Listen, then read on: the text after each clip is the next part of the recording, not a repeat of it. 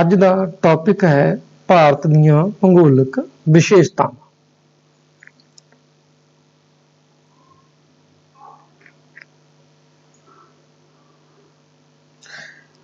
ਇਹ ਹੈ ਭਾਰਤ ਦਾ ਨਕਸ਼ਾ। ਇਸ ਦੇ ਉੱਤਰ ਵਿੱਚ ਹੈ ਹਿਮਾਲਿਆ ਪਰਬਤ, ਬਿਲਕੁਲ ਹੀ ਉੱਪਰ ਉੱਪਰਲੀ ਸਾਈਡ ਚਾਈਨਾ ਆ ਗਿਆ, ਪਾਕਿਸਤਾਨ ਉੱਤਰ ਪੱਛਮ ਵਾਲੀ ਸਾਈਡ ਆ ਗਿਆ, ਥੱਲੜੇ ਪਾਸੇ ਦੇਖਾਂਗੇ ਆਪਾਂ ਬੰਗਾਲ ਦੀ ਖਾੜੀ, ਵੇ ਆਫ ਬੰਗਾਲ, ਦੂਸਰੇ ਪਾਸੇ ਦੇਖਾਂਗੇ ਅਰਬ ਸਾਗਰ, ਅਰੇਬੀਅਨ ਸੀ, ਬਿਲਕੁਲ ਹੀ ਥੱਲੇ ਸ਼੍ਰੀਲੰਕਾ ਵਾਲੀ ਸਾਈਡ ਇੰਡੀਅਨ ਓਸ਼ੀਅਨ। ਅੱਜ ਆਪਾਂ ਇਸ ਦੇ ਬਾਰੇ, ਪੂਰੇ ਭਾਰਤ ਦੇ ਬਾਰੇ ਭੂਗੋਲਿਕ ਵਿਸ਼ੇਸ਼ਤਾਵਾਂ ਦੀ ਗੱਲ ਕਰਨ ਜਾ ਰਹੇ ਹਾਂ। ਭਾਰਤ ਦੇ ਬਾਰੇ ਮੁੱਢਲੀ ਜਾਣਕਾਰੀ। ਵੰਡ ਤੋਂ ਪਹਿਲਾਂ ਦਾ ਖੇਤਰਫਲ ਭਾਰਤ ਦਾ 24 ਲੱਖ ਵਰਗ ਕਿਲੋਮੀਟਰ ਤੇ 18 ਲੱਖ ਵਰਗ ਮੀਲ। ਸਮੁੱਚੇ ਯੂਰਪ ਦੇ ਬਰਾਬਰ ਹੋਣਾ। ਸਮੁੱਚਾ ਯੂਰਪ ਤੋਂ ਭਾਵ ਆ ਇਹਦੇ ਵਿੱਚ ਇਕੱਲੇ ਰੂਸ ਨੂੰ ਛੱਡ ਕੇ ਬਾਕੀ ਜਿੰਨਾ ਵੀ ਯੂਰਪ ਸੀ ਉਸ ਦੇ ਬਰਾਬਰ ਇਸ ਦਾ ਖੇਤਰਫਲ ਹੈ। ਉਪ ਮਹਾਂਦੀਪ। ਉਪ ਮਹਾਂਦੀਪ ਕਿਉਂ ਕਿਹਾ ਜਾ ਸਕਦਾ? ਕਿਉਂਕਿ ਇਸ ਦੀਆਂ ਪ੍ਰਕਿਰਤਿਕ ਬਾਉਂਡਰੀਆਂ ਬਣੀਆਂ ਹੋਈਆਂ ਨੇ, ਸਰਹੱਦਾਂ ਨੇ। ਜਿਵੇਂ ਉੱਤਰ ਦੇ ਵਿੱਚ ਕੀ ਆ, ਹਿਮਾਲਿਆ ਪਰਬਤ ਆ, ਦੱਖਣ ਦੇ ਵਿੱਚ ਹਿੰਦ ਮਹਾਸਾਗਰ ਆ, ਤੇ ਪੂਰਬ ਦੱਖਣ ਦੇ ਵਿੱਚ ਬੰਗਾਲ ਦੀ ਖਾੜੀ ਆ, ਤੇ ਪੱਛਮ ਦੱਖਣ ਦੇ ਵਿੱਚ ਅਰਬ ਸਾਗਰ ਆ। ਇਸ ਕਰਕੇ ਫਿਰ ਹੈ ਵੈਦਿਕ ਕਾਲ ਵਿੱਚ ਆਰੀਆਵਰਤ ਜਾਂ ਆਰੀਆ ਦਾ ਦੇਸ਼ ਦੇ ਨਾਂ ਨਾਲ ਪ੍ਰਸਿੱਧ ਹੋਇਆ। ਵੈਦਿਕ ਕਾਲ ਦੇ ਵਿੱਚ ਮਹਾਭਾਰਤ ਦੇ ਸਮੇਂ ਰਾਜਾ ਭਰਤ ਦੇ ਨਾਂ ਤੇ ਭਾਰਤ ਵਰਸ਼ ਦੇ ਨਾਂ ਨਾਲ ਜਾਣਿਆ ਗਿਆ। ਈਰਾਨੀਆਂ ਨੇ ਇਸ ਨੂੰ ਹਿੰਦੂ ਨਾਂ ਦਿੱਤਾ, ਭਾਰਤ ਨੂੰ ਹਿੰਦੂ ਨਾਂ ਦਿੱਤਾ। ਯੂਨਾਨੀਆਂ ਨੇ ਭਾਰਤ ਨੂੰ ਇੰਡਸ ਦਾ ਨਾਂ ਦਿੱਤਾ। ਬਾਈਬਲ ਦੇ ਵਿੱਚ ਭਾਰਤ ਦਾ ਨਾਮ ਹੋੜੂ ਨਾਂ ਇਹਦਾ ਉੱਥੇ ਲਿਖਿਆ ਮਿਲਦਾ ਗਾ ਬਾਈਬਲ ਦੇ ਵਿੱਚ। ਚੀਨੀ ਯਾਤਰੀਆਂ ਨੇ, ਜਿਹੜੇ ਚੀਨ ਤੋਂ ਯਾਤਰੀ ਆਏ, ਹਿਊਨ-ਸਾਂਗ, ਫਾਹੇਯਾਨ, ਇਤ ਸਿੰਘ ਵਰਗੇ, ਉਹਨਾਂ ਨੇ ਕੀ ਆ ਤਾਏਚੂਨ ਇੰਟੂ ਬ੍ਰਹਮ ਰਾਸ਼ਟਰ ਸ਼ਬਦਾਂ ਦੀ ਵਰਤੋਂ ਕੀਤੀ। ਮੱਧਕਾਲ 15ਵੀਂ ਸਦੀ ਦੇ ਵਿੱਚ ਭਾਰਤ ਨੂੰ ਹਿੰਦੁਸਤਾਨ ਕਿਹਾ ਜਾਣ ਲੱਗਾ। ਅੰਗਰੇਜ਼ ਜਦੋਂ ਆਉਂਦੇ ਆ, ਜਾਂ ਅੰਗਰੇਜ਼ਾਂ ਤੋਂ ਪਹਿਲਾਂ ਪੁਰਤਗਾਲੀ, ਜੋ ਵੀ ਯੂਰਪੀਅਨ ਸ਼ਕਤੀਆਂ ਆਉਂਦੀਆਂ ਨੇ ਸਮੁੰਦਰੀ ਰਸਤੇ, ਤੇ ਉਹਨਾਂ ਨੇ ਭਾਰਤ ਦਾ ਨਾਂ ਇੰਡੀਆ ਨਾਂ ਜਿਹੜਾ ਦਿੱਤਾ। ਤੇ ਅੱਜ ਅਸੀਂ ਇੰਡੀਆ ਅਤੇ ਭਾਰਤ ਦੇ ਨਾਂ ਦੇ ਨਾਲ ਮਤਲਬ ਕਿ ਜਾਣਦੇ ਭਾਰਤ ਨੂੰ। ਭੂਗੋਲਿਕ ਦ੍ਰਿਸ਼ਟੀ ਤੋਂ ਭਾਰਤ ਨੂੰ 4 ਭਾਗਾਂ ਦੇ ਵਿੱਚ ਵੰਡਿਆ ਜਾ ਸਕਦਾ ਹੈ। ਨੰਬਰ 1 ਤੇ ਹਿਮਾਲਿਆ ਪਰਬਤ ਅਤੇ ਉਸ ਦੀਆਂ ਸ਼ਾਖਾਵਾਂ ਜਾਂ ਉਸ ਦੀਆਂ ਪਰਬਤ ਸ਼੍ਰੇਣੀਆਂ। ਨੰਬਰ 2 ਉੱਤਰੀ ਮੈਦਾਨ। ਨੰਬਰ 3 ਦੱਖਣੀ ਪਠਾਰ। ਨੰਬਰ 4 ਤੱਟੀ ਮੈਦਾਨ, ਜਿਹੜੇ ਸਮੁੰਦਰ ਦੇ ਨਾਲ ਲੱਗਦੇ ਇਲਾਕੇ ਨੇ। ਇਸ ਨਕਸ਼ੇ ਦੇ ਵਿੱਚ ਜੋ ਡਰਾ ਕੀਤਾ ਹੋਇਆ, ਇਹ ਹਿਮਾਲਿਆ ਪਰਬਤ ਉੱਤਰ ਭਾਰਤ ਦੇ ਵਿੱਚ ਇੱਕ ਕੰਧ ਵਾਂਗ ਖੜਿਆ ਗਾ, ਜਿਹਦੇ ਵਿੱਚ ਨੇਪਾਲ ਆ ਗਿਆ, ਭਾਰਤ ਦਾ ਬਹੁਤ ਵੱਡਾ ਹਿੱਸਾ ਗਾ, ਨੇਪਾਲ ਆ ਗਿਆ, ਭੂਟਾਨ ਆ ਗਿਆ, ਤੇ ਇਹ ਕੰਧ ਜਿਹੜੀ ਆ ਹਿਮਾਲਿਆ ਪਰਬਤ ਦੀ ਬਣੀ ਹੋਈ ਆ। ਹਿਮਾਲਿਆ ਪਰਬਤ ਅਤੇ ਉਸ ਦੀਆਂ ਸ਼ਾਖਾਵਾਂ ਕੀ ਨੇ, ਜਾਂ ਉਹਦੀਆਂ ਪਰਬਤ ਸ਼੍ਰੇਣੀਆਂ ਕਿਹੜੀਆਂ ਨੇ?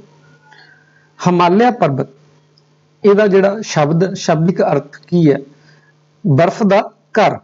ਹਿਮ ਆਲਿਆ, 2 ਸ਼ਬਦ ਦੇ ਵਿੱਚ ਜੇ ਆਪਾਂ ਵੰਡ ਕੇ ਦੇਖੀਏ ਤਾਂ ਬਰਫ਼ ਦਾ ਘਰ ਕਿਹਾ ਜਾਂਦਾ ਹੈ।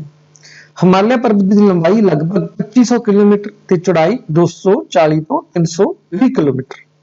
ਤੇ ਹਿਮਾਲਿਆ ਪਰਬਤ ਦੀ ਜੇ ਆਪਾਂ ਉਚਾਈ ਦੇਖੀਏ ਸਮੁੰਦਰੀ ਤਲ ਤੋਂ 20,000 ਫੁੱਟ ਤੋਂ ਵੀ ਉੱਪਰ ਹੈ। ਹਿਮਾਲਿਆ ਪਰਬਤ ਦੀ ਸਭ ਤੋਂ ਉੱਚੀ ਚੋਟੀ ਮਾਊਂਟ ਐਵਰੈਸਟ ਆ, ਜੋ ਕਿ ਨੇਪਾਲ ਦੇ ਵਿੱਚ ਸਥਿਤ ਹੈ, ਨੇਪਾਲ ਦੇ ਉੱਤਰ ਦੇ ਵਿੱਚ ਸਥਿਤ ਹੈ। ਤੇ ਭਾਰਤ ਵਿੱਚ ਹਿਮਾਲਿਆ ਦੀ ਸਭ ਤੋਂ ਉੱਚੀ ਚੋਟੀ ਕੰਚਨਜੰਗਾ ਗੀ, ਜਿਹੜੀ ਕਿ ਜੰਮੂ ਕਸ਼ਮੀਰ ਦੇ ਵਿੱਚ ਹੈ।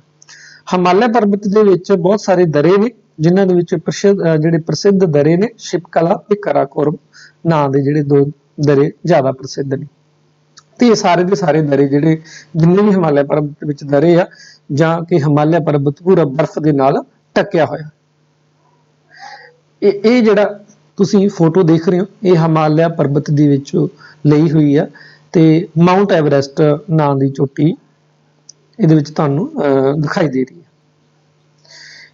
ਇਹ ਜਿਹੜੀ ਫੋਟੋ ਆ, ਇਹਦੇ ਵਿੱਚ ਭਾਰਤ ਦੀ ਸਭ ਤੋਂ ਉੱਚੀ ਚੋਟੀ K2 ਕੰਚਨਜੰਗਾ ਇਹ ਦਿਖਾਈ ਦੇ ਰਹੀ ਹੈ। ਹਿਮਾਲਿਆ ਦੀਆਂ ਪੂਰਬੀ ਸ਼ਾਖਾਵਾਂ ਮਤਲਬ ਕਿ ਜਿਹੜਾ ਹਿਮਾਲਿਆ ਪਰਬਤ ਦਾ ਪੂਰਬ ਵਾਲਾ ਹਿੱਸਾ ਗਾ, ਇਸ ਦੇ ਵਿੱਚ ਜਿਹੜੇ ਪਹਾੜ ਨੇ ਪਟਕੋਈ, ਲੋਸਾਈ, ਨਾਗਾ, ਖਾਸੀ, ਗਾਰੋ, ਜੈਂਤੀਆ ਨਾਂ ਦੇ ਜਿਹੜੇ ਪਹਾੜ ਨੇ ਉਹ ਪ੍ਰਸਿੱਧ ਨੇ। ਪਟਕੋਈ ਤੇ ਲੋਸਾਈ ਜਿਹੜਾ ਹੈਗਾ ਇਹ ਦੋ ਪਹਾੜ ਨੇ ਜਿਹੜੇ ਭਾਰਤ ਤੇ ਬਰਮਾ ਨੂੰ ਅਲੱਗ ਕਰਦੇ ਆ। ਖਾਸੀ, ਗਾਰੋ, ਜੈਂਤੀਆ ਇਹ ਜਿਹੜੇ ਤਿੰਨ ਪਹਾੜ ਨੇ ਭਾਰਤ ਨੂੰ ਚੀਨ ਤੋਂ ਅਲੱਗ ਕਰਦੇ ਆ। ਖਾਸੀ ਦੀਆਂ ਪਹਾੜੀਆਂ ਇਹ ਮੇਘਾਲਿਆ ਦੇ ਵਿੱਚ ਸਥਿਤ ਨੇ, ਜਿੱਥੇ ਕਿ ਚਿਰਾਪੂੰਜੀ ਨਾਂ ਦੇ ਸਥਾਨ ਦੇ ਉੱਤੇ ਸੰਸਾਰ ਦੀ ਸਭ ਤੋਂ ਵੱਧ ਵਰਖਾ ਹੁੰਦੀ ਹੈ। ਇਹ ਫੋਟੋਆਂ ਦੇ ਵਿੱਚ ਤੁਹਾਨੂੰ ਕਲੀਅਰ ਹੋ ਜਾਊਗਾ, ਇਹ ਪੂਰਬ ਵਾਲੇ ਪਾਸੇ ਦੀਆਂ ਨੇ। ਬਹੁਤ ਸੋਹਣੇ ਪਹਾੜ ਨੇ। ਫਿਰ ਹੈ ਹਿਮਾਲਿਆ ਦੀਆਂ ਪੱਛਮੀ ਸ਼ਾਖਾਵਾਂ। ਹਿਮਾਲਿਆ ਦੀਆਂ ਪੱਛਮੀ ਸ਼ਾਖਾਵਾਂ ਜਾਂ ਸ਼੍ਰੇਣੀਆਂ ਇਹ ਉੱਤਰ ਪੱਛਮ ਤੋਂ ਲੈ ਕੇ ਅਰਬ ਸਾਗਰ ਤੱਕ ਪਹੁੰਚਦੀਆਂ ਨੇ। ਇਹਨਾਂ ਪਰਬਤ ਸ਼੍ਰੇਣੀਆਂ ਦੇ ਵਿੱਚੋਂ ਜੇ ਦੇਖੀਏ ਸਫੈਦਕੋ, ਕਿਰਥਾਰ, ਸੁਲੇਮਾਨ, ਹਿੰਦੂਕੁਸ਼ ਨਾਂ ਦੇ ਜਿਹੜੇ ਪਹਾੜ ਨੇ ਉਹ ਪ੍ਰਸਿੱਧ ਨੇ। ਤੇ ਇਹ ਜਿਹੜੀਆਂ ਸ਼ਾਖਾਵਾਂ ਨੇ ਇਹ ਬਹੁਤ ਹੀ ਘੱਟ ਉੱਚੀਆਂ ਨੇ, ਮਤਲਬ ਕਿ ਜ਼ਿਆਦਾ ਉੱਚੀਆਂ ਨਹੀਂ, ਇਹਨਾਂ ਨੂੰ ਪਾਰ ਕੀਤਾ ਜਾ ਸਕਦਾ ਹੈ। ਤੇ ਇਹਨਾਂ ਸ਼ਾਖਾਵਾਂ ਦੇ ਵਿੱਚ ਜਾਂ ਇਹਨਾਂ ਸ਼੍ਰੇਣੀਆਂ ਪਰਬਤ ਸ਼੍ਰੇਣੀਆਂ ਦੇ ਵਿੱਚ ਦਰੇ ਮੌਜੂਦ ਨੇ, ਜਿਨ੍ਹਾਂ ਦੇ ਵਿੱਚੋਂ ਖੈਬਰ, ਕਰਮ, ਟੋਚੀ, ਗੋਮਲ, ਬਲਾਨ। ਤੇ ਇਹਨਾਂ ਦਰਿਆਂ ਦੇ ਵਿੱਚੋਂ ਸਭ ਤੋਂ ਜ਼ਿਆਦਾ ਜਿਹੜਾ ਪ੍ਰਸਿੱਧ ਦਰਾ ਹੈਗਾ ਉਹ ਖੈਬਰ ਦਰਾ ਹੈਗਾ, ਜਿਹਦੇ ਰਾਹੀਂ ਯੂਨਾਨੀ, ਈਰਾਨੀ, ਸ਼ਕ, ਕੁਸ਼ਾਣ, ਹੂਣ, ਤੁਰਕ, ਮੰਗੋਲ, ਅਫਗਾਨ ਇਹਨਾਂ ਦਰਿਆਂ ਦੇ ਰਾਹੀਂ ਆਏ ਆ। ਗੋਮਲ, ਕੁਰਮ, ਟੋਚੀ ਤੇ ਬਲਾਨ ਜਿਹੜੇ ਦਰੇ ਨੇ ਇਹ ਬਹੁਤ ਹੀ ਜ਼ਿਆਦਾ ਪ੍ਰਸਿੱਧ ਨੇ। ਇਹ ਪੱਛਮ ਵਾਲੀ ਸਾਈਡ ਦੇ ਪਹਾੜ ਨੇ, ਪਾਕਿਸਤਾਨ ਵਾਲੀ ਸਾਈਡ ਜਿਹੜੀਆਂ ਪੱਛਮੀ ਸ਼ਾਖਾਵਾਂ ਨੇ ਹਿਮਾਲਿਆ ਪਰਬਤ ਬਹੁਤ ਹੀ ਸੁੰਦਰ ਤੁਹਾਨੂੰ ਦਿਖਾਈ ਦੇ ਰਹੀਆਂ ਨੇ। ਫਿਰ ਹਿਮਾਲਿਆ ਪਰਬਤ ਦੇ ਪ੍ਰਭਾਵ ਕੀ ਨੇ? ਨੰਬਰ 1 ਤੇ ਹਿਮਾਲਿਆ ਪਰਬਤ ਸਦੀਆਂ ਤੋਂ ਪਹਿਰੇਦਾਰ ਦਾ ਕੰਮ ਕਰਦਾ ਆ ਰਿਹਾ, ਕਿਉਂਕਿ ਕੰਧ ਬਣੀ ਹੋਈ ਆ, ਪੂਰੀ ਬਰਫ਼ ਨਾਲ ਢਕੀ ਨੂੰ ਪਾਰ ਕਰਨਾ ਸੌਖਾ ਨਹੀਂ ਸੀ। ਤੇ ਹਿਮਾਲਿਆ ਪਰਬਤ ਦਾ ਹਿੰਦ ਮਹਾਸਾਗਰ ਤੋਂ ਆਉਣ ਵਾਲੀਆਂ ਪੌਣਾਂ ਦੇ ਲਈ ਇੱਕ ਕੰਧ ਵਾਂਗ ਖੜੇ ਹੋਣਾ। ਜਿਹੜੀਆਂ ਹਿੰਦ ਮਹਾਸਾਗਰ ਤੋਂ ਜਿਹੜੀਆਂ ਪੌਣਾਂ ਆਉਂਦੀਆਂ ਨੇ ਜਾਂ ਬੱਦਲ ਆਉਂਦੇ ਆ ਉਹ ਹਿਮਾਲਿਆ ਪਰਬਤ ਦੇ ਨਾਲ ਟਕਰਾ ਕੇ ਭਾਰਤ ਦੇ ਵਿੱਚ ਵਰਖਾ ਕਰਦੇ ਨੇ ਜਾਂ ਉੱਤਰੀ ਭਾਰਤ ਦੇ ਵਿੱਚ ਵਰਖਾ ਹੁੰਦੀ ਹੈ। ਤੀਸਰਾ, ਸਾਈਬੇਰੀਆ ਤੋਂ ਆਉਣ ਵਾਲੀਆਂ ਠੰਡੀਆਂ ਤੇ ਖੁਸ਼ਕ ਹਵਾਵਾਂ ਨੂੰ ਭਾਰਤ ਦੇ ਵਿੱਚ ਸ਼ਾਮਲ ਹੋਣ ਤੋਂ ਰੋਕਦਾ। ਨੰਬਰ 4, ਹਿਮਾਲਿਆ ਦੀਆਂ ਪੱਛਮੀ ਲੜੀਆਂ ਵਿੱਚ ਸਥਿਤ ਜਿਹੜੇ ਦਰੇ ਨੇ ਇਹਨਾਂ ਦਰਿਆਂ ਦੇ ਰਾਹੀਂ ਪ੍ਰਾਚੀਨ ਕਾਲ ਤੋਂ, ਮੱਧ ਕਾਲ ਤੋਂ ਈਰਾਨ, ਅਫਗਾਨਿਸਤਾਨ ਜਾਂ ਹੋਰ ਮੱਧ ਏਸ਼ੀਆ ਦੇ ਨਾਲ ਅਨੇਕਾਂ ਹਮਲਾਵਰ ਇਹਨਾਂ ਦਰਿਆਂ ਦੇ ਰਾਹੀਂ ਜਾਂ ਇਹਨਾਂ ਇਲਾਕਿਆਂ ਦੇ ਵਿੱਚ ਉੱਤਰ ਪੱਛਮ ਸ਼੍ਰੇਣੀਆਂ ਦੇ ਵਿੱਚ ਨੂੰ ਲੰਘ ਕੇ ਹਮਲਾਵਰ ਭਾਰਤ ਦੇ ਵਿੱਚ ਆਉਂਦੇ ਰਹੇ ਤੇ ਇੱਥੇ ਹਮਲਾ ਕਰਕੇ ਵਾਪਸ ਜਾਂਦੇ ਰਹੇ। ਹੋਰ ਇਹਨਾਂ ਦਰਿਆਂ ਦੇ ਰਾਹੀਂ ਸਾਡਾ ਕੀ ਸੰਬੰਧ ਰਿਹਾ? ਵਪਾਰਕ ਪੱਖੋਂ ਸੰਬੰਧ ਰਿਹਾ। ਧਰਮ ਪ੍ਰਚਾਰਕ ਉਧਰ ਗਏ ਜਾਂ ਭਾਰਤ ਤੋਂ ਉਧਰ ਗਏ ਜਾਂ ਉਧਰੋਂ ਇੱਧਰ ਆਏ ਧਰਮ ਪ੍ਰਚਾਰਕ। ਨੰਬਰ 5, ਹਿਮਾਲਿਆ ਪਰਬਤ ਤੋਂ ਅਨੇਕਾਂ ਜਿਹੜੀਆਂ ਪ੍ਰਮੁੱਖ ਨਦੀਆਂ ਨਿਕਲਦੀਆਂ ਨੇ, ਜਿਹਦੇ ਵਿੱਚੋਂ ਗੰਗਾ, ਜਮਨਾ, ਬ੍ਰਹਮਪੁੱਤਰ, ਸਿੰਧ ਤੇ ਹੋਰ ਬਹੁਤ ਸਾਰੀਆਂ ਨਦੀਆਂ ਨਿਕਲਦੀਆਂ ਨੇ, ਜੋ ਉੱਤਰੀ ਮੈਦਾਨਾਂ ਨੂੰ ਮਤਲਬ ਕਿ ਉੱਤਰੀ ਮੈਦਾਨਾਂ ਦੇ ਵਿੱਚ ਆਉਂਦੀਆਂ ਨੇ, ਉੱਥੇ ਉਪਜਾਊ ਮਿੱਟੀ ਲੈ ਕੇ ਆਈਆਂ ਤੇ ਉੱਤਰੀ ਮੈਦਾਨਾਂ ਨੂੰ ਉਪਜਾਊ ਬਣਾਇਆ ਇਹਨਾਂ ਨਦੀਆਂ ਦੇ ਕਰਕੇ।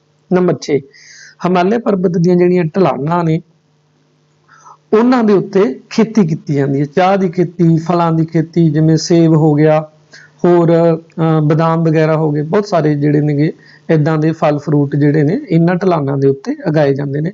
ਜੇ ਆਪਾਂ ਚਾਹ ਦੀ ਗੱਲ ਕਰੀਏ ਤਾਂ ਅਸਾਮ ਦੇ ਵੱਲ ਜਿਹੜੇ ਜ਼ਿਆਦਾਤਰ ਅਸਾਮ ਦੇ ਵੱਲ ਜਿਹੜੀ ਚਾਹ ਦੇ ਬਾਗ ਲੱਗਦੇ ਨੇ, ਉਧਰ ਜ਼ਿਆਦਾ ਖੇਤੀ ਕੀਤੀ ਜਾਂਦੀ। ਨੰਬਰ 7, ਹਿਮਾਲਿਆ ਪਰਬਤ ਤੋਂ ਵੱਖ-ਵੱਖ ਤਰ੍ਹਾਂ ਦੀਆਂ ਜੜੀ ਬੂਟੀਆਂ ਮਿਲਦੀਆਂ ਨੇ ਜੋ ਸਾਨੂੰ ਦਵਾਈਆਂ ਬਣਾਉਣ ਦੇ ਕੰਮ ਆਉਂਦੀਆਂ ਨੇ। ਹਿਮਾਲਿਆ ਪਰਬਤ ਤੋਂ ਸਾਨੂੰ ਕੋਲਾ, ਸ਼ੀਸ਼ਾ, ਤਾਂਬਾ ਤੇ ਲੂਣ ਦੇ ਜਿਹੜੇ ਖਣਿਜ ਪਦਾਰਥ ਨੇ ਇਹ ਮਿਲਦੇ ਨੇ। ਫਿਰ ਹਿਮਾਲਿਆ ਪਰਬਤ ਤੋਂ ਸਾਨੂੰ ਕੀਮਤੀ ਲੱਕੜੀ ਮਿਲਦੀ ਹੈ ਜੋ ਫਰਨੀਚਰ ਦੇ ਕੰਮ ਆਉਂਦੀ ਆ, ਖੇਡਾਂ ਦੇ ਸਮਾਨ ਬਣਾਉਣ ਦੇ ਕੰਮ ਆਉਂਦੀ ਆ। ਤੇ ਹਿਮਾਲਿਆ ਪਰਬਤ ਦੀਆਂ ਜਿਹੜੀਆਂ ਢਲਾਣਾਂ ਨੇ ਉਹਨਾਂ ਦੇ ਉੱਤੇ ਚਰਗਾਹਾਂ ਨੇ, ਚਰਗਾਹਾਂ ਉਪਲਬਧ ਨੇ। ਚਰਗਾਹਾਂ ਮਤਲਬ ਕਿ ਜੋ ਵੀ ਘਾਹ, ਜੋ ਵੀ ਮਤਲਬ ਕਿ ਭੇਡ ਬੱਕਰੀਆਂ ਦੇ ਖਾਣ ਦੇ ਲਈ ਜੋ ਵੀ ਮਿਲਦਾ ਹੈਗਾ ਉੱਥੇ। ਤਾਂ ਜਿਵੇਂ ਕਿ ਜੰਮੂ ਕਸ਼ਮੀਰ ਦੇ ਵਿੱਚ ਭੇਡ ਬੱਕਰੀਆਂ ਪਾਲੀਆਂ ਜਾਂਦੀਆਂ ਨੇ, ਉਹਨਾਂ ਤੋਂ ਉੱਨ ਪ੍ਰਾਪਤ ਕੀਤੀ ਜਾਂਦੀ ਹੈ ਜਾਂ ਦੁੱਧ ਪ੍ਰਾਪਤ ਕੀਤਾ ਜਾਂਦਾ ਹੈਗਾ ਭੇਡ ਬੱਕਰੀਆਂ ਪਾਲ ਕੇ, ਤੇ ਜਾਂ ਮਾਸ ਪ੍ਰਾਪਤ ਕੀਤਾ ਜਾਂਦਾ ਹੈ।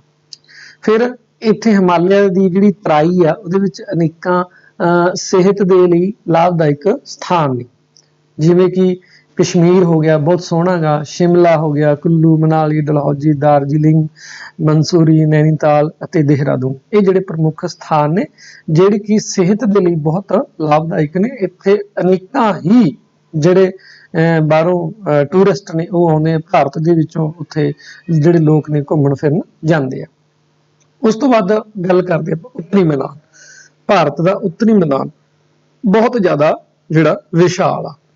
ਇਹ ਮੈਦਾਨ ਉੱਤਰ ਵਿੱਚ ਹਿਮਾਲਿਆ ਤੋਂ ਲੈ ਕੇ ਵਿੰਧਿਆਚਲ ਪਰਬਤ ਤੱਕ ਅਤੇ ਪੂਰਬ ਵਿੱਚ ਬ੍ਰਹਮਪੁੱਤਰ ਨਦੀ ਤੋਂ ਲੈ ਕੇ, ਜੇ ਪੂਰਬ ਵਾਲੀ ਸਾਈਡ ਅਸਾਮ ਵਾਲੀ ਸਾਈਡ ਦੇਖੀਏ, ਬ੍ਰਹਮਪੁੱਤਰ ਨਦੀ ਤੋਂ ਲੈ ਕੇ ਪੱਛਮ ਵਿੱਚ ਸਿੰਧ ਨਦੀ ਤੱਕ ਫੈਲਿਆ ਹੋਇਆ। ਇਸ ਮੈਦਾਨ ਦੀ ਲੰਬਾਈ 2400 ਕਿਲੋਮੀਟਰ ਹੈ, ਚੌੜਾਈ 100 ਤੋਂ 500 ਕਿਲੋਮੀਟਰ ਤੱਕ ਹੈ।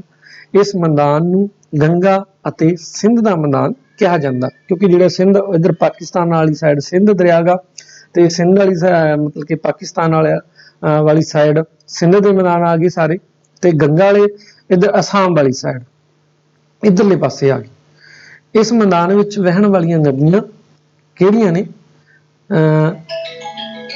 ਗੰਗਾ, ਬ੍ਰਹਮਪੁੱਤਰ, ਜਮਨਾ, ਸਿੰਧ, ਜੇਹਲਮ, ਚਨਾਬ, ਰਾਵੀ, ਬਿਆਸ, ਸਤਲੁਜ, ਸੋਨ, ਗੋਮਤੀ, ਦਮੁੱਦ, ਇਹ ਸਾਰੀਆਂ ਦੀ ਸਾਰੀਆਂ ਨਦੀਆਂ ਜਿਹੜੀਆਂ ਨੇ ਉੱਤਰੀ ਮੈਦਾਨ ਦੇ ਵਿੱਚ ਵਹਿਣ ਵਾਲੀਆਂ ਨਦੀਆਂ ਨੇ। ਇਹ ਜਿਹੜੀਆਂ ਨਦੀਆਂ ਨੇ ਇਹ ਸਦਾਬਹਾਰ ਨੇ। ਸਦਾਬਹਾਰ ਹੋਣ ਦੇ ਕਰਕੇ ਜਹਾਜ਼ਰਾਨੀ ਦੇ ਲਈ ਉਪਯੋਗੀ ਸਿੱਧ ਨੇ।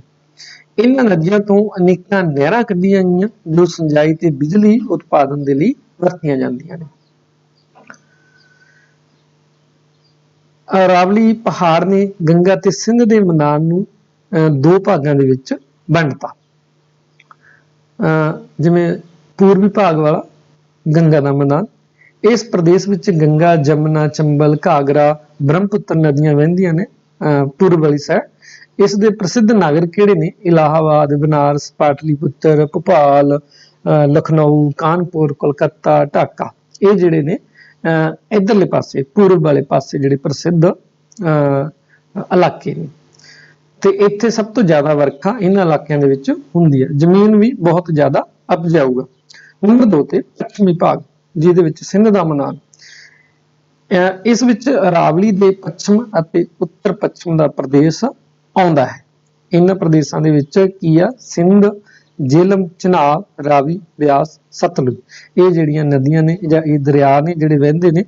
ਇਹਦੇ ਵਿੱਚ ਪ੍ਰਸਿੱਧ ਇਲਾਕੇ ਕਿਹੜੇ ਨੇ? ਲਾਹੌਰ, ਮੁਲਤਾਨ, ਲਾਇਲਪੁਰ, ਗੁਜਰਾਂਵਾਲਾ, ਜਲੰਧਰ, ਲੁਧਿਆਣਾ, ਸਰਹੰਦ, ਅੰਬਾਲਾ, ਪਾਣੀਪਤ, ਦਿੱਲੀ, ਬੀਕਾਨੇਰ, ਜੈਸਲਮੇਰ, ਜੈਪੁਰ, ਅਜਮੇਰ ਅਤੇ ਜੋਧਪੁਰ।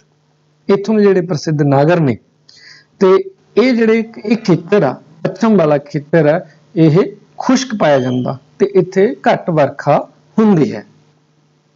ਇਸ ਨਕਸ਼ੇ ਦੇ ਵਿੱਚ ਤੁਹਾਨੂੰ ਪੂਰਬ ਵਾਲਾ ਪਾਸਾ ਦਿਖਾਈ ਦੇ ਰਿਹਾ, ਜਿਹਦੇ ਵਿੱਚ ਗੰਗਾ, ਜਮਨਾ ਜਿਹੜੀਆਂ ਨਦੀਆਂ ਨੇ ਉਹ ਦਿਖਾਈ ਦੇ ਰਹੀਆਂ ਨੇ। ਗੰਗਾ, ਜਮਨਾ, ਚੰਬਲ ਹੋ ਗਿਆ, ਗੋਮਤੀ, ਸੋਨ, ਇਹ ਸਾਰੀਆਂ ਤੁਹਾਨੂੰ ਨਕਸ਼ੇ ਦੇ ਵਿੱਚ, ਕੋਸੀ, ਇਹ ਸਾਰੀਆਂ ਬ੍ਰਹਮਪੁੱਤਰਾ, ਇਹਦੇ ਵਿੱਚ ਨਦੀਆਂ ਦਿਖਾਈ ਦੇ ਰਹੀਆਂ ਨੇ ਪੂਰਬ ਵਾਲੀ ਸਾਈਡ, ਜਿਹੜੀਆਂ ਕਿ ਸਾਰੀਆਂ ਦੀ ਸਾਰੀਆਂ ਨਦੀਆਂ ਨੇ ਹਿਮਾਲਿਆ ਪਰਬਤ ਤੋਂ ਨਿਕਲਦੀਆਂ ਨੇ ਤੇ ਫਿਰ ਜਾ ਕੇ ਇਹ ਬੰਗਾਲ ਦੀ ਖਾੜੀ ਵਿੱਚ ਬੰਗਾਲ ਦੀ ਖਾੜੀ ਵਿੱਚ ਡਿੱਗਦੀਆਂ ਨੇ। ਇਸ ਨਕਸ਼ੇ ਦੇ ਵਿੱਚ ਤੁਹਾਨੂੰ ਜੋ ਵੀ ਡਰਾ ਕੀਤਾ ਹੋਇਆ, ਇਸ ਨਕਸ਼ੇ ਦੇ ਵਿੱਚ ਇਹ ਉੱਤਰੀ ਮੈਦਾਨ ਵਾਲਾ ਹਿੱਸਾ ਜਿਹੜਾ ਉਹ ਡਰਾ ਕੀਤਾ ਹੋਇਆ, ਇੱਧਰ ਪਾਕਿਸਤਾਨ ਤੋਂ ਲੈ ਕੇ ਅਸਾਮ ਤੱਕ ਜੋ ਵੀ ਫੈਲਿਆ ਹੋਇਆ ਗਾ। ਗੰਗਾ ਤੇ ਸਿੰਧ ਦੇ ਜਿਹੜੇ ਮੈਦਾਨ ਨੇ ਉਹਨਾਂ ਦਾ ਪ੍ਰਭਾਵ ਕੀ ਪਿਆ? ਦੇਸ਼ ਨੂੰ ਆਰਥਿਕ ਪੱਖ ਤੋਂ ਖੁਸ਼ਹਾਲ ਬਣਾਇਆ, ਕਿਉਂਕਿ ਇੱਥੇ ਫਸਲ ਦੀ ਵਧੀਆ ਪੈਦਾਵਾਰ ਹੋਈ। ਇਸ ਮੈਦਾਨੀ ਖੇਤਰ ਦੀ ਧਨ ਦੌਲਤ ਨੇ ਸਮੇਂ-ਸਮੇਂ ਤੇ ਵਿਦੇਸ਼ੀ ਹਮਲਾਵਰਾਂ ਨੂੰ ਭਾਰਤ ਦੇ ਉੱਤੇ ਹਮਲੇ ਕਰਨ ਦੇ ਲਈ ਪ੍ਰੇਰਿਤ ਕੀਤਾ ਜਾਂ ਆਕਰਸ਼ਿਤ ਕੀਤਾ।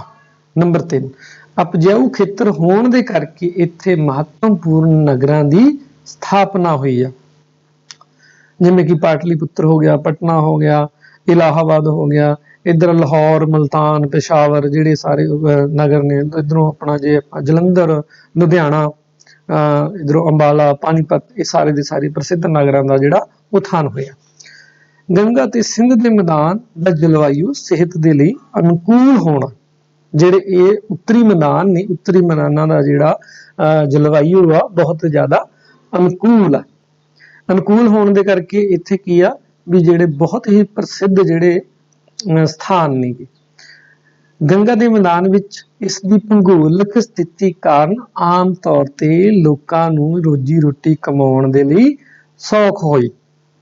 ਸੌਖਾ ਕਿਵੇਂ ਹੋਇਆ? ਕਿਉਂਕਿ ਧਰਤੀ ਬਹੁਤ ਉਪਜਾਊ ਸੀ, ਫਸਲ ਦੀ ਪੈਦਾਵਾਰ ਬਹੁਤ ਜ਼ਿਆਦਾ ਹੁੰਦੀ ਸੀ, ਲੋਕ ਆਟੋਮੈਟਿਕ ਹੀ ਅਮੀਰ ਹੁੰਦੇ ਗਏ।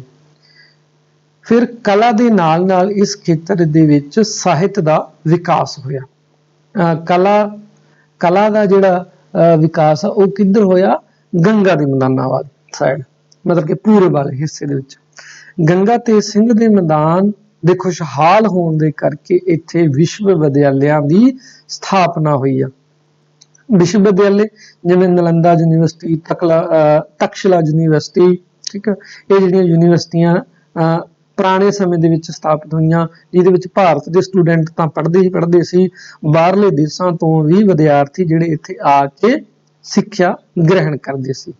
ਨੰਬਰ 8, ਉਦਯੋਗ ਤੇ ਵਪਾਰ ਦਾ ਵਿਕਾਸ ਹੋਣਾ। ਕਿਉਂਕਿ ਖੇਤੀਬਾੜੀ ਜਾਂ ਕਹਿ ਲਈਏ ਇੱਥੇ ਪੈਦਾਵਾਰ ਵੱਧ ਹੋਣ ਕਰਕੇ ਸਾਰਾ ਕੁਝ, ਕਿਉਂਕਿ ਪੈਦਾਵਾਰ ਜਿੱਥੇ ਜ਼ਿਆਦਾ ਹੋਊਗੀ ਉੱਥੇ ਉਦਯੋਗ ਵੀ ਲੱਗਣਗੇ ਤੇ ਵਪਾਰ ਵੀ ਉਹਦਾ ਸਭ ਤੋਂ ਵੱਧ ਹੋਊਗਾ। ਨੰਬਰ 9, ਗੰਗਾ ਦੇ ਮੈਦਾਨ ਵਿੱਚ ਆਮ ਤੌਰ ਤੇ ਸ਼ਾਂਤੀ ਹੋਣ ਦੇ ਕਾਰਨ ਧਾਰਮਿਕ ਅੰਦੋਲਨਾਂ ਦੇ ਲਈ ਵਾਤਾਵਰਨ ਅਨੁਕੂਲ ਹੋਣਾ। ਕਿਉਂਕਿ ਜਿਹੜੇ ਗੰਗਾ ਦੇ ਮੈਦਾਨ ਨੇ ਇਹਦੇ ਵਿੱਚ ਬੁੱਧ ਧਰਮ ਦਾ ਵੀ ਜਨਮ ਹੋਇਆ, ਇੱਥੇ ਜੈਨ ਧਰਮ ਦਾ ਵੀ ਜਨਮ ਹੋਇਆ ਤੇ ਹਿੰਦੂ ਧਰਮ ਦੇ ਵੀ ਅਨੇਕਾਂ ਜਿਹੜੇ ਸਥਾਨ ਨੇ ਉਹ ਗੰਗਾ ਦੇ ਮੈਦਾਨ ਦੇ ਵਿੱਚ ਪਾਏ ਜਾਂਦੇ ਨੇ।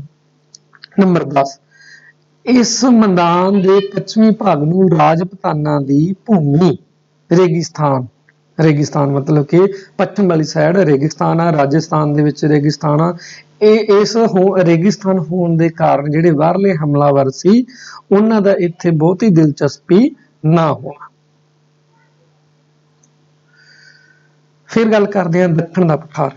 ਇਹ ਉੱਤਰ ਵਿੱਚ ਵਿੰਧਿਆਚਲ ਤੇ ਸਤਪੁੜਾ ਦੀਆਂ ਜਿਹੜੀਆਂ ਪਹਾੜੀ ਸ਼੍ਰੇਣੀਆਂ ਨੇ ਉਸ ਤੋਂ ਲੈ ਕੇ ਦੱਖਣ ਦੇ ਵਿੱਚ ਕੁਮਾਰੀ ਅੰਤਰੀਪ ਤੱਕ ਫੈਲਿਆ ਹੋਇਆ ਗਾ।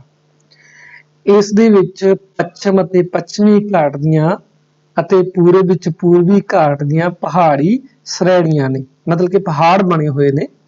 ਇੱਥੋਂ ਦੀ ਜਿਹੜੀ ਜ਼ਮੀਨ ਆ ਪਥਰੀਲੀ ਆ ਤੇ ਕਈ ਪ੍ਰਕਾਰ ਦੀਆਂ ਚਟਾਨਾਂ ਦੀ ਬਣੀ ਹੋਈ ਆ, ਕਿਉਂਕਿ ਖੇਤੀਬਾੜੀ ਦੇ ਲਈ ਕੋਈ ਜ਼ਿਆਦਾ ਉਪਯੋਗ ਵਿੱਚ ਨਹੀਂ ਆਉਂਦੀ। ਦੱਖਣ ਦੀਆਂ ਅਧਿਕਤਰ ਜਿਹੜੀਆਂ ਨਦੀਆਂ ਨੇ ਜਿਵੇਂ ਕਿ ਮਹਾਨਦੀ, ਗੋਦਾਵਰੀ, ਕ੍ਰਿਸ਼ਨਾ, ਕਾਵੇਰੀ, ਇਹ ਸਾਰੀਆਂ ਕੀਆਂ ਬੰਗਾਲ ਦੀ ਖਾੜੀ ਦੇ ਵਿੱਚ ਜਾ ਕੇ ਡਿੱਗਦੀਆਂ ਨੇ, ਕਿਉਂਕਿ ਇਹ ਜ਼ਿਆਦਾ ਇੱਧਰੋਂ ਉਚਾਈ ਆ। ਜੇ ਪੱਛਮ ਵਾਲੀ ਸਾਈਡ ਜ਼ਿਆਦਾ ਉਚਾਈ ਆ ਤੇ ਉਧਰ ਪੂਰਬ ਵਾਲੀ ਸਾਈਡ ਨਿਮਾਣ ਆ, ਤਾਂ ਕਰਕੇ ਸਾਰੀਆਂ ਦੀ ਸਾਰੀਆਂ ਉਧਰ ਜਾ ਕੇ ਨਦੀਆਂ ਡਿੱਗਦੀਆਂ ਨੇ। ਤੇ ਪੱਛਮ ਵਾਲੀ ਸਾਈਡ ਸਿਰਫ ਦੋ ਹੀ ਨਦੀਆਂ ਨੇ, ਨਰਮਦਾ ਅਤੇ ਤਾਪਤੀ। ਇਹ ਜਿਹੜੀਆਂ ਦੋ ਨਦੀਆਂ ਨੇ ਜਿਹੜੀਆਂ ਅਰਬ ਸਾਗਰ ਦੇ ਵਿੱਚ ਡਿੱਗਦੀਆਂ ਨੇ। ਤੇ ਗੰਗਾ ਤੇ ਸਿੰਧ ਦੇ ਮੈਦਾਨ ਦੇ ਮੁਕਾਬਲੇ ਇਹ ਬਹੁਤ ਹੀ ਘੱਟ ਜਿੱਥੇ ਪੈਦਾਵਾਰ ਹੁੰਦੀ ਆ। ਪਰ ਇਸ ਪ੍ਰਦੇਸ਼ ਦੇ ਵਿੱਚ ਜਿਹੜਾ ਕਿ ਦੱਖਣ ਦੇ ਪਠਾਰ ਨੇ ਇਹਦੇ ਉੱਤਰ ਪੱਛਮ ਦੇ ਵਿੱਚ ਕਾਲੀ ਮਿੱਟੀ ਪਾਈ ਜਾਂਦੀ ਹੈ, ਜਿਹੜੀ ਕਪਾਹ ਦੀ ਫਸਲ ਦੇ ਲਈ ਬਹੁਤ ਜ਼ਿਆਦਾ ਲਾਭਦਾਇਕ ਮੰਨੀ ਜਾਂਦੀ ਹੈ। ਇਸ ਨਕਸ਼ੇ ਦੇ ਵਿੱਚ ਤੁਹਾਨੂੰ ਦੱਖਣ ਦਾ ਪਠਾਰ ਦਿਖੂਗਾ, ਜਿਹੜਾ ਕਿ ਆਹ ਪਿੰਕ ਜਾਂ ਲਾਈਟ ਪਿੰਕ ਜਾਂ ਮੱਧ ਭਾਰਤ ਤੋਂ ਥੋੜਾ ਜਿਹਾ ਥੱਲੇ, ਜਿਹਦੇ ਵਿੱਚ ਡੈਕਨ ਪਲੇਟੂ ਲਿਖਿਆ ਹੋਇਆ, ਇਹ ਸਾਰੇ ਦਾ ਸਾਰਾ ਜਿਹੜਾ ਡਰਾ ਕੀਤਾ ਹੋਇਆ ਇਹਦੇ ਵਿੱਚ ਤੁਹਾਨੂੰ ਦਿਖ ਰਿਹਾ ਦੱਖਣ ਦਾ ਪਠਾਰ। ਤੇ ਆਹ ਮੇਨ ਜਿਹੜੀ ਫੋਟੋ ਦਿਖ ਰਹੀ ਆ ਵੀ ਇਹ ਜਿਹੇ ਪਹਾੜ ਕਿਸ ਤਰ੍ਹਾਂ ਦੇ, ਇਸ ਤਰ੍ਹਾਂ ਦੇ ਪਹਾੜ ਤੁਹਾਨੂੰ ਦਿਖਾਈ ਦੇਣਗੇ ਦੱਖਣ ਦੇ ਪਠਾਰ ਦੇ ਵਿੱਚ। ਫਿਰ ਇਸ ਦਾ ਪ੍ਰਭਾਵ ਕੀ ਆ? ਤਾਂ ਜਿਹੜਾ ਵਿੰਧਿਆਚਲ ਤੇ ਸਤਪੁੜਾ ਦੀਆਂ ਪਹਾੜੀ ਸ਼੍ਰੇਣੀਆਂ ਨੇ ਇਹਨਾਂ ਨੇ ਕੀ ਕੀਤਾ, ਉੱਤਰੀ ਭਾਰਤ ਤੇ ਦੱਖਣੀ ਭਾਰਤ ਨੂੰ ਅਲੱਗ-ਅਲੱਗ ਕਰਤਾ ਤਾਂ ਕਿ ਜਿਹੜਾ ਹੈਗਾ ਭਾਰਤ ਦਾ ਜਿਹੜਾ ਉੱਤਰੀ ਹਿੱਸਾ ਉਹ ਅਲੱਗ ਰਹਿ ਗਿਆ ਤੇ ਦੱਖਣ ਭਾਰਤ ਦਾ ਹਿੱਸਾ ਅਲੱਗ ਰਹਿ ਗਿਆ। ਤਾਂ ਕਰਕੇ ਜਿਹੜਾ ਸੱਭਿਆਚਾਰ ਜਾਂ ਖਾਣ ਪੀਣ ਉਹ ਸਾਡਾ ਮੈਚ ਨਹੀਂ ਕਰਦਾ ਜ਼ਿਆਦਾਤਰ। ਨੰਬਰ 2, ਦੱਖਣ ਭਾਰਤ ਦੀ ਜਿਹੜੀ ਧਰਤੀ ਆ ਉਹ ਪਥਰੀਲੀ ਆ। ਪਥਰੀਲੀ ਹੋਣ ਦੇ ਕਰਕੇ ਇੱਥੇ ਬਹੁਤ ਜ਼ਿਆਦਾ ਜਿਹੜੀ ਆ ਕਿਸਾਨਾਂ ਨੂੰ ਮਿਹਨਤ ਮੁਸ਼ੱਕਤ ਕਰਕੇ ਖੇਤੀਬਾੜੀ ਕਰਨੀ ਪੈਂਦੀ ਆ। ਤੀਸਰੇ ਨੰਬਰ ਤੇ ਦੱਖਣੀ ਪਠਾਰ ਨੇ ਕੀ ਕੰਮ ਦਿੱਤਾ ਵੀ ਜਿਹੜੇ ਉੱਤਰੀ ਭਾਰਤ ਦੇ ਰਾਜੇ ਹਾਰ ਜਾਂਦੇ ਸੀ ਬਾਹਰਲੇ ਹਮਲਾਵਰਾਂ ਤੋਂ, ਉਹ ਹਾਰ ਕੇ जाके दक्षिण ਦੇ ਵਿੱਚ ਸਹਾਰਾ ਲੈਂਦੇ ਸੀ। ਉਹਨਾਂ ਰਾਜਿਆਂ ਦੇ ਕੋਲੇ ਜਿਹੜੇ ਦੱਖਣ ਭਾਰਤ ਦੇ ਰਾਜੇ ਸੀਗੇ ਉਹਨਾਂ ਦੇ ਜਾ ਕੇ ਉਹਨਾਂ ਦੇ ਕੋਲ ਜਾ ਕੇ ਸ਼ਰਨ ਲੈਂਦੀ ਸੀ।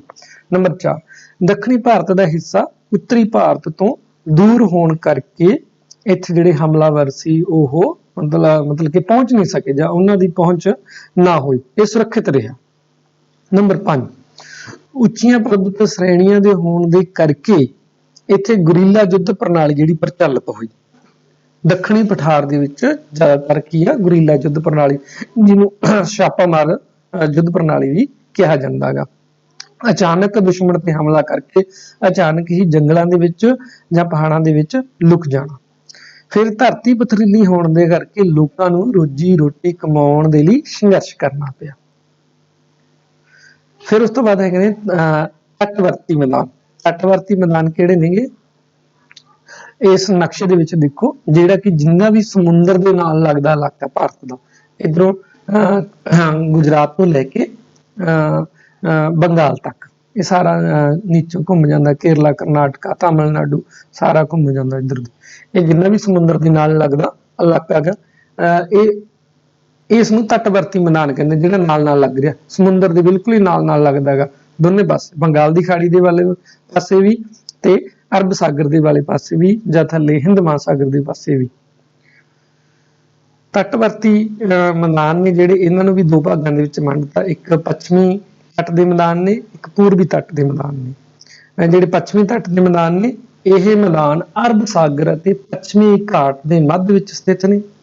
ਇਸ ਦੇ ਉੱਤਰੀ ਭਾਗ ਨੂੰ ਕੋਕਣ ਤੇ ਦੱਖਣੀ ਭਾਗ ਨੂੰ ਮਾਲਾਬਾਰ ਕਹਿੰਦੇ ਨੇ। ਇਹ ਬਹੁਤ ਹੀ ਉਪਜਾਊ ਮੈਦਾਨ ਹੈ। ਇੱਥੇ ਫਸਲ ਜਿਹੜੀ ਆ ਉਹ ਚੌਲ ਤੇ ਨਾਰੀਅਲ ਦੀ ਹੁੰਦੀ ਆ। ਨਕਸ਼ੇ ਦੇ ਵਿੱਚ ਵੀ ਕਲੀਅਰ ਕਰਦੇ ਆਪਾਂ। ਇਹਦੇ ਇੱਧਰ ਪੱਛਮ ਵਾਲੀ ਸਾਈਡ ਦੇਖੋ, ਅਰਬ ਸਾਗਰ ਵਾਲੀ ਸਾਈਡ ਉੱਪਰ ਕੋਕਣ ਲਿਖਿਆ ਹੋਇਆ, ਕੋਕਣ ਲਿਖਿਆ ਹੋਇਆ, ਥੱਲੇ ਮਾਲਾਬਾਰ ਲਿਖਿਆ ਹੋਇਆ। ਇਹ ਦੋ ਭਾਗ ਨੇ, ਉੱਤਰੀ ਤੇ ਦੱਖਣੀ ਭਾਗ ਦੇ ਨਾਲ ਇਹਨਾਂ ਨੂੰ ਵੰਡ ਦਿੱਤਾ ਗਿਆ। ਫਿਰ ਹੈਗਾ ਪੂਰਬੀ ਤੱਟ ਦੇ ਮੈਦਾਨ। ਇਹ ਮੈਦਾਨ ਬੰਗਾਲ ਦੀ ਖਾੜੀ ਅਤੇ ਪੂਰਬੀ ਘਾਟ ਦੇ ਮੱਧ ਵਿੱਚ ਸਥਿਤ ਹੈ। ਇਸ ਦੇ ਉੱਤਰੀ ਭਾਗ ਨੂੰ ਉੱਤਰੀ ਸਰਕਾਰ ਅਤੇ ਦੱਖਣੀ ਭਾਗ ਨੂੰ ਕੋਰੋਮੰਡਲ ਤੱਟ ਕਹਿੰਦੇ ਨੇ। ਨਕਸ਼ੇ ਦੇ ਵਿੱਚ ਕਲੀਅਰ ਦੇਖੋ, ਕਲੀਅਰ ਹੁੰਦਾ ਗਾ। ਬੰਗਾਲ ਦੀ ਖਾੜੀ ਦੇ ਉੱਪਰਲਾ ਜਿਹੜਾ ਹਿੱਸਾ ਗਾ ਉਸ ਨੂੰ ਕਿ ਉੱਤਰੀ ਸਰਕਾਰ, ਥੱਲੇ ਵਾਲੇ ਹਿੱਸੇ ਨੂੰ ਕੀ ਆ, ਕੋਰੋਮੰਡਲ ਕਿਹਾ ਜਾਂਦਾ ਗਾ। ਇਸ ਵਿੱਚ ਮਹਾਨਦੀ, ਗੋਦਾਵਰੀ, ਕ੍ਰਿਸ਼ਨਾ, ਕਾਵੇਰੀ ਜਿਹੜੀਆਂ ਨਦੀਆਂ ਨੇ, ਇਹਨਾਂ ਨਦੀਆਂ ਦੇ ਡੈਲਟੇ ਬਣੇ ਹੋਏ ਨੇ। ਜਿਹੜੇ ਡੈਲਟੇ ਨੇ ਬਹੁਤ ਜ਼ਿਆਦਾ ਉਪਜਾਊ ਨੇ। ਡੈਲਟੇ ਪ੍ਰਭਾਵ ਕੀ ਹੈ, ਜਦੋਂ ਨਦੀਆਂ ਵਹਿੰਦੀਆਂ ਨੇ ਉਹ ਮਿੱਟੀ ਲਿਆ ਕੇ, ਜਿਹੜੀ ਮਿੱਟੀ ਲਿਆ ਕੇ ਇੱਕ ਮਤਲਬ ਕਿ ਇਲਾਕਾ ਆਪਣਾ ਬਣਾ ਦਿੰਦੀਆਂ ਨੇ, ਉਹਨਾਂ ਨੂੰ ਡੈਲਟੇ ਕਹਿੰਦੇ, ਵਿਚਾਲੇ, ਵਿਚਕਾਰ ਜੀ। ਇੱਥੋਂ ਦੀ ਜਿਹੜੀ ਜ਼ਮੀਨ ਆ ਉਹ ਕਾਫੀ ਉਪਜਾਊ ਆ। ਇੱਥੇ ਖੇਤੀ ਕਿਸ ਕਿਸ ਚੀਜ਼ ਦੀ ਹੁੰਦੀ ਆ, ਚੌਲ, ਤੰਬਾਕੂ, ਨਾਰੀਅਲ, ਮੂੰਗਫਲੀ, ਗੰਨਾ, ਇਹ ਜਿਹੜੀਆਂ ਫਸਲਾਂ ਨੇ ਇੱਥੇ ਹੁੰਦੀਆਂ ਨੇ। ਇਹ ਵੀ ਸਮੁੰਦਰ ਦੇ ਨਾਲ ਇਲਾਕਾ ਤੁਹਾਨੂੰ ਪਿਕਚਰ ਦੇ ਵਿੱਚ ਦਿਖ ਰਿਹਾ। ਫਿਰ ਤੱਟਵਰਤੀ ਮੈਦਾਨਾਂ ਦੇ ਕੀ ਪ੍ਰਭਾਵ ਪਏ ਨੇ? ਨੰਬਰ 1 ਤੇ ਕ੍ਰਿਸ਼ੀ ਅਤੇ ਉਦਯੋਗਾਂ ਦਾ ਵਿਕਾਸ ਹੋਇਆ। ਕ੍ਰਿਸ਼ੀ ਤੋਂ ਭਾਵ ਕੀ ਹੈ, ਜਿਹੜੀ ਖੇਤੀਬਾੜੀ ਤੋਂ ਜਿੰਨਾ ਵੀ ਮਟੀਰੀਅਲ ਮਿਲਦਾ, ਕੱਚਾ ਮਾਲ ਮਿਲਦਾ, ਉਹ ਵਪਾਰ ਜਾਂ ਤਾਂ ਵਪਾਰਕ ਪੱਖੋਂ ਵਰਤ ਲੈਂਦੇ ਸੀ, ਜਾਂ ਉਦਯੋਗਾਂ ਦੇ ਵਿੱਚ ਕੱਚਾ ਮਟੀਰੀਅਲ ਲੈ ਕੇ ਉੱਥੋਂ ਤਿਆਰ ਮਾਲ ਕਰਕੇ ਜਿਹੜਾ ਉਦਯੋਗਾਂ ਦੇ ਵਿੱਚ ਉਹ ਅੱਗੇ ਵਪਾਰ ਦੇ ਲਈ ਵਰਤਿਆ ਜਾਂਦਾ।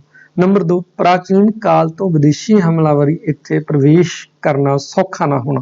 ਮਤਲਬ ਕਿ ਜਿੰਨੇ ਵੀ ਪ੍ਰਾਚੀਨ ਕਾਲ ਤੋਂ ਇਕੱਲੇ ਆਪਾਂ ਅੰਗਰੇਜ਼ਾਂ ਦੀ ਜਾਂ ਯੂਰਪੀਅਨਾਂ ਦੀ ਗੱਲ ਛੱਡ ਕੇ ਜੇ ਦੇਖੀਏ ਤਾਂ ਉਸ ਤੋਂ ਪ੍ਰਾਚੀਨ ਕਾਲ ਦੇ ਵਿੱਚ ਸਮੁੰਦਰੀ ਰਸਤੇ ਕੋਈ ਵੀ ਦੁਸ਼ਮਣ ਇੱਥੇ ਸ਼ਾਮਲ ਨਾ ਹੋ ਸਕਿਆ।